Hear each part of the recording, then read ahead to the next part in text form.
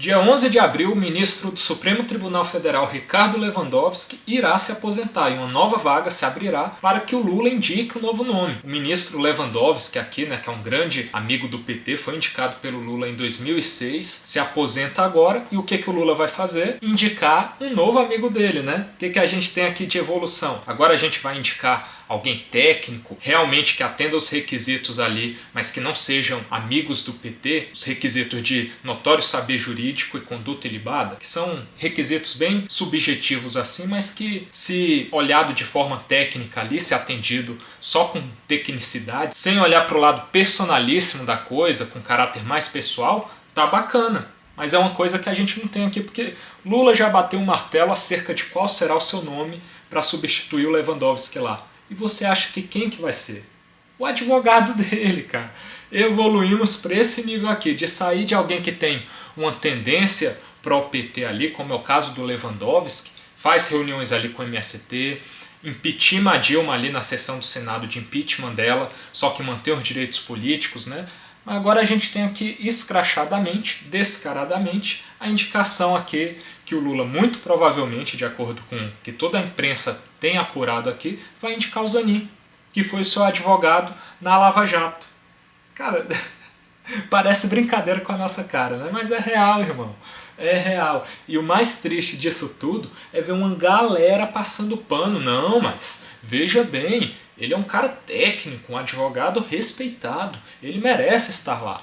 Cara, não é julgando aqui a questão técnica de aptidão jurídica dele, que ele com certeza, por estar na posição que ocupa, por ter conseguido fazer todo o trâmite ali para livrar o Lula, com todas as provas que se tinha ali, livrá-lo da cadeia, ele tem uma habilidade jurídica. A gente sabe que não é só isso, mas que é pressuposto básico para que você possa avançar para as questões políticas do judiciário, que você saiba o básico do direito.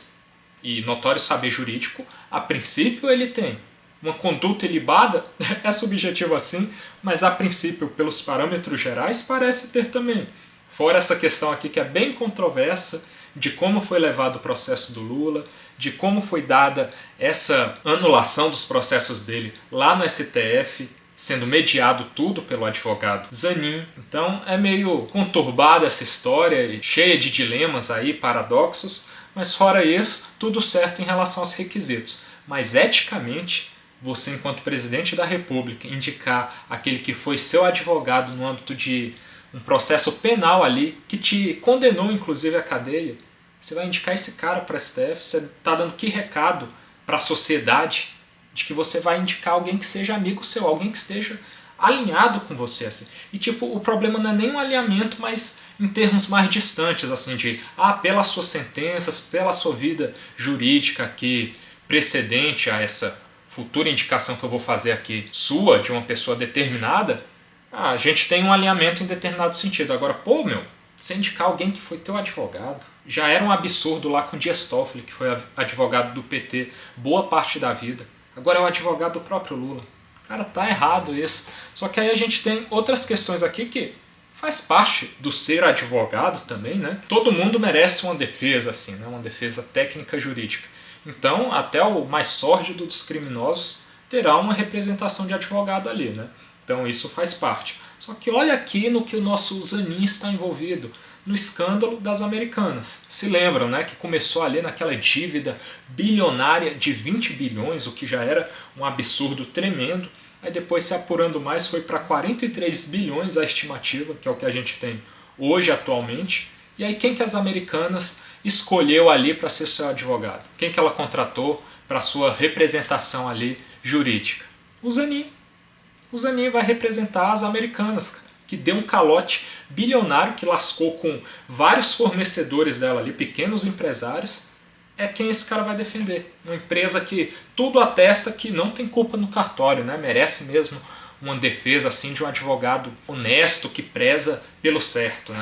É essa a mensagem que nos passa, Pelas entrelinhas aqui nos passa o completo contrário, completo oposto. Aqui a gente só tem a matéria afirmando mesmo que as americanas contrataram o Zanin, Só que aí a gente vê o que a militância petista pleiteia mesmo de verdade com essa indicação para o STF. Com o Zanin lá fazendo o alinhamento ideológico com o PT. nas defesas dos processos que rolam lá na nossa Suprema Corte. Olha aqui o que o petista Carlos Santos comenta no Twitter aqui, que tá badalado, tá em Trend Topics todo dia, meu. Ó, o Brasil precisa do Dr. Cristiano Zanin no Supremo para julgar os crimes do Marreco e da quadrilha Lava Jato. Ah, então essa mesma galera que condenava ali o fato de o Lula, na cabeça deles, né, estar sendo um perseguido político nesse processo todo da Lava Jato, estão querendo fazer sua perseguição do bem agora, sua perseguição política do bem, que na cabeça deles é legítimo. Não, vamos perseguir o Marreco aqui agora, com o Zanin, que foi advogado do Lula no processo onde o Marreco ali, o Sérgio Moro, era o juiz, né? Agora tudo se inverte para a gente que correr atrás dele ali e o perseguir. E nos utilizarmos ali de todo o aparato do cargo de ministro do Supremo Tribunal Federal para condenar o nosso inimigo político. Não tá sujo isso? Isso é você ser a favor, de forma legítima, do devido processo legal? Reclamaram tanto com Lula, né, nessa ideia de não, mas veja bem, ele não teve direito à ampla defesa e ao contraditório de forma plena ali. Foi tirado dele o devido processo legal. O que ambos os lados extremistas sempre querem é uma ditadura e um autoritarismo para chamar de seu. Que aí eles julgam legítimo, que tem que acontecer mesmo. Não é isso que está rolando aqui por parte do PT? Você pode descer aqui na hashtag Zanin que você vai ver a justificativa sempre nesse sentido. De que ele tem que estar lá, porque inclusive o Lewandowski, ele é o relator de muitos processos ali da Lava Jato, dos que envolvem o Moro, muitos que envolvem o Moro, inclusive, ali na condição de réu investigado agora, né? E o que se quer? Se quer que o Zanin herde tudo isso aí para fazer o julgamento à la PT, a lá alinhamento ideológico com o Partido dos Trabalhadores para perseguir o perseguidor do Lula, né? Cara, é o olho por olho e dente por dente, é a lei de talião para essa galera, coisa que o direito já ultrapassou há milênios e a gente tem aos trancos e barrancos um judiciário funcionando forte com base na legalidade. O que essa galera quer é o pagar na mesma moeda. Tá aí na nossa cara. E é nítido que, no mínimo assim, dilemas éticos vão ser enfrentados nessa posição do Zanin lá no STF, principalmente quando for o momento de julgar ali processos que envolvem a Lava Jato.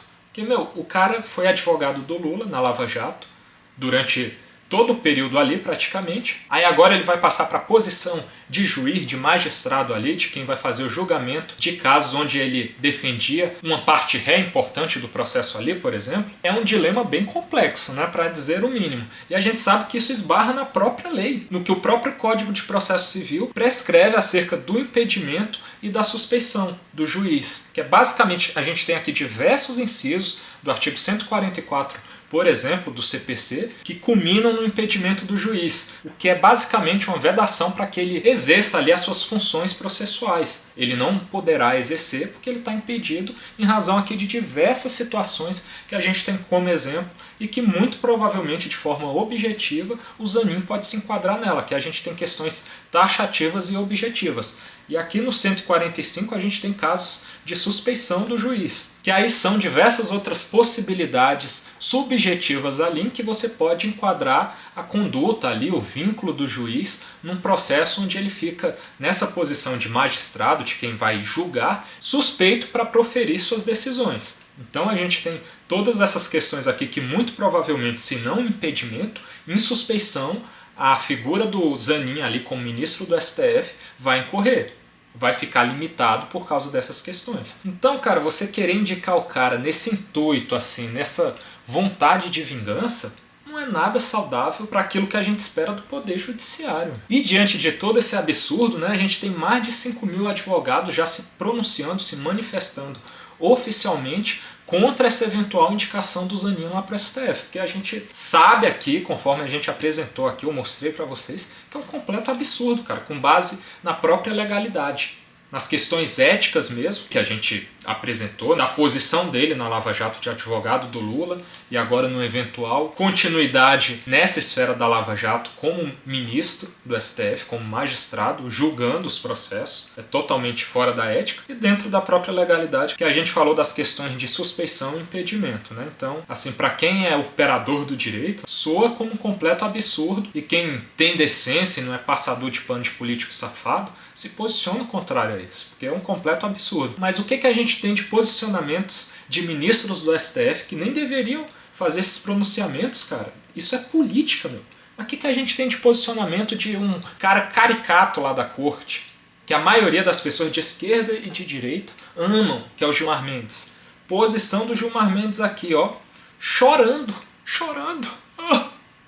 Ai meu Deus, o Zanin é um advogado tão respeitável, a gente precisa homenageá-lo aqui na corte. A gente está aqui para julgar processo, mas como tem a TV Justiça aqui, vamos aparecer com o que está no hype. Vamos aqui chorar para falar de um advogado que possivelmente vai compor os quadros aqui da nossa corte, né? Então vamos fazer a nossa média de agora já, com o Papai Lully também, né? Que nos indicou aqui a maioria, e a gente tem que ser grato e tem que respaldar as decisões dele. Basicamente essa mensagem que ele passa com esse posicionamento ridículo aqui, né? A gente vai ver aqui agora. Senhores ministros, eu acho que falo em nome do tribunal e reconhecer o grande trabalho da defesa. Sem dúvida nenhuma, nós vimos um advogado que não se cansou de trazer questões ao tribunal, muitas vezes sendo até censurado, incompreendido. O cara tá defendendo o Zanin enquanto advogado do Lula, assim, em questões que eram levadas ali aos montes de uma forma que, se fosse outro cara, se fosse outro réu e outro advogado, muito provavelmente ia ser considerado litigância de má-fé, que é basicamente quando você está querendo se utilizar ali de artimanhas processuais, artimanhas jurídicas para ficar protelando ali as decisões, para ficar protelando ali, sempre adiando ali, tornando interminável o processo.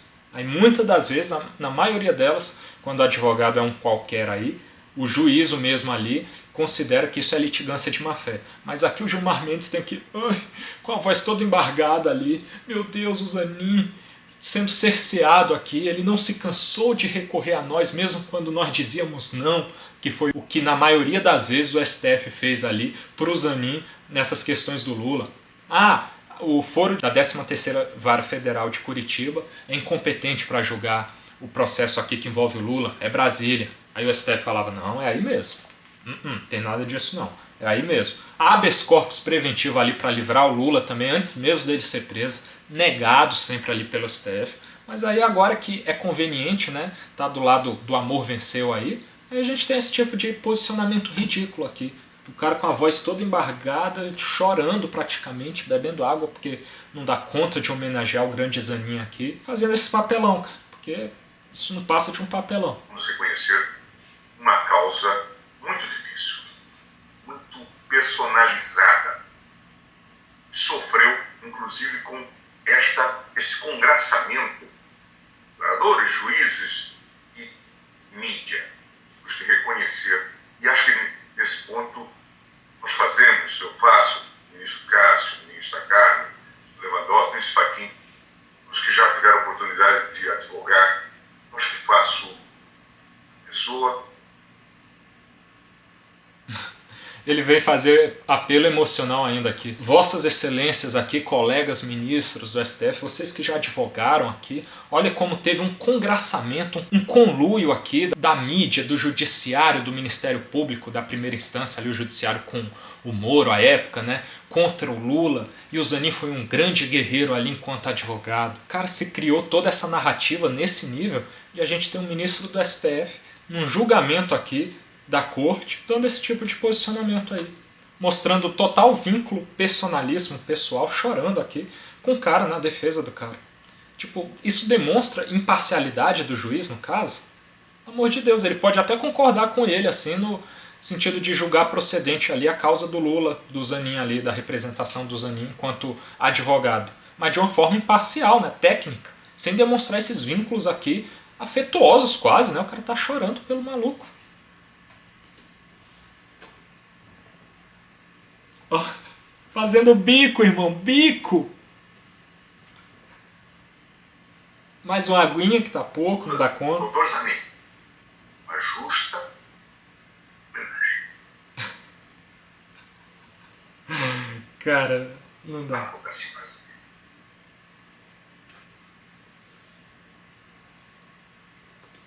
Bicho, que ridículo, cara. Vocês levam numa boa isso daqui? Um ministro do STF chorando na defesa de um advogado aqui, como se ele fosse um grande injustiçado, sendo que a própria corte julgava contrariamente ao que ele pedia. Cara, é uma piada. Tudo isso é uma piada. Esses nossos ministros decepcionam em grande parte a população por causa dessas coisas aqui, cara. Da espetacularização do que deveria ser a imparcialidade do judiciário. Eles querem fazer show em cima daquilo que deveria ser técnico e deveria ser distante assim desses clamores sociais, do querer aparecer, que é só o que a maioria desses caras querem. É muito ridículo assim, se você é petista, esquerdista, e a maioria da galera que gosta de ficar me enchendo o saco aqui agora no meu canal, né, e passa pano pra isso, cara, você realmente é um caso perdido, bicho. Não adianta a gente criticar quando o Bolsonaro queria indicar um ministro terrivelmente evangélico, pelo fato dele ser terrivelmente evangélico. Assim, podia até ser uma motivação pessoal dentro dele do tipo, pô, vou tentar encontrar um cara aqui que atenda os requisitos ideais do que deve ser um ministro do STF, que é o que deve estar em primeiro lugar, mas que seja também cristão aqui, pelas questões que eu prezo e o meu eleitorado, de sermos contra o aborto e essas questões a esquerda estar sempre querendo levar para o STF, mas você ficar pautando isso como não, o meu ministro ele vai ser terrivelmente evangélico. Com Bolsonaro a gente critica, mas o Lula pode indicar algo que é mais grave ainda, que é o seu amigo particular ali praticamente, é o seu advogado. Tá tudo errado, irmão. Espero que você não passe pano pra isso. Esse foi o nosso assunto de hoje e até a próxima.